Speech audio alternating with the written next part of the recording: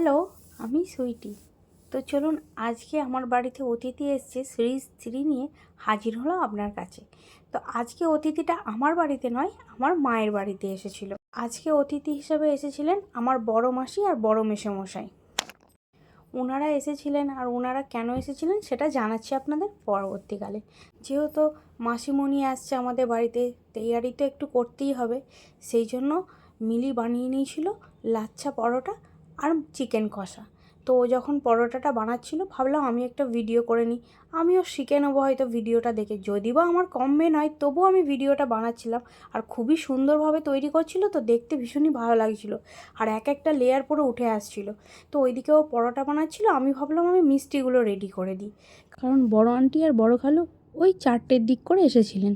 অনেক দিন পর বড় আন্টি বড় খালুকে দেখে ভীষণই ভালো লাগলো, সেই ছোটোবেলাকার স্মৃতিগুলো মনে পড়ে গেল। আর যেহেতু দুটো মানুষই আমার ভীষণ পছন্দের, তাই জন্য আমার তো ভীষণই ভালো লাগছিলো, আনন্দের সীমা ছিল না।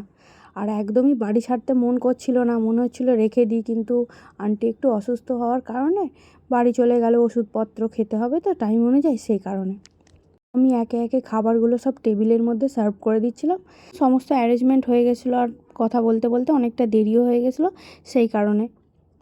তারপর আমার বড় মেসোমশাই এসে বসলেন, মানে আমার বড় খালু আর বাপি। আর আন্টিকেও দিয়েছিলাম টেবিলে, কিন্তু উনি খাননি। উনি বললেন আমরা সকলে মিলে মেঝেতে বসে খাবো। তো এইভাবে খাবার আনন্দই একটা আলাদা, ভীষণই ভালো লাগছিল। আন্টি আমাকে, মিলিকে, ভাইকে সকলকেই খাইয়ে দিচ্ছিল। তো প্রচুর গল্প আড্ডা করছিলাম। ওই যে বললাম, মন খারাপ লাগছিল ভীষণই।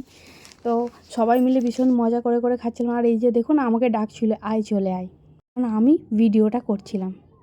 বড় মাসির কথা শুনতে আমার বরাবরই খুব ভালো লাগে, মানে ভীষণ সুন্দরভাবে বলে। তো বড় মাসি, মেজো মাসি, ছোটো মাসি, সকলের মধ্যে আমি আমার মাকে খুঁজে পাই। সকলে একই রকম। তার থেকে বড় কথা কী জানেন তো, মাসিদের কাছে, মামাদের কাছে মনেই হয় না যে আমার বিয়ে হয়ে গেছে বা আমার জীবন এখন একটু আলাদা, সেরকম মনেই হয় না। সন্ধে না নামতে নামতে আমাদের চায়ের আড্ডা শুরু হলো। আমরা একসাথে চা খেলাম। আমার বড় চলে এলো, একটু কাজ ছিল বলে দেরি করে এলো। দিয়ে আমার বড় মাসি এসেছিলো মেনলি আমার বরকে আশীর্বাদ করতে, বিয়ের সময় আসতে পারেনি সেই কারণে। তো তারপর একসাথে গল্প আড্ডা ভিডিও সব কিছু করলাম, কারণ এগুলোই তো স্মৃতির পাতায় তোলা থাকে। বড় আন্টি আর বড় খালুকে বিদায় জানিয়ে গাড়িতে তুলে দিয়ে এলাম। তারপর ও এসে এখানে ডিনারটা করে নিল। আপনাদের আগেই বলেছিলাম যে বড় আন্টি এসেছিলো ওকে আশীর্বাদ করতে, তাই এই হারটা দিয়ে ওকে আশীর্বাদ করে গেলেন। আজকের মতো বাই, দেখা হবে পরের একটি ব্লগে।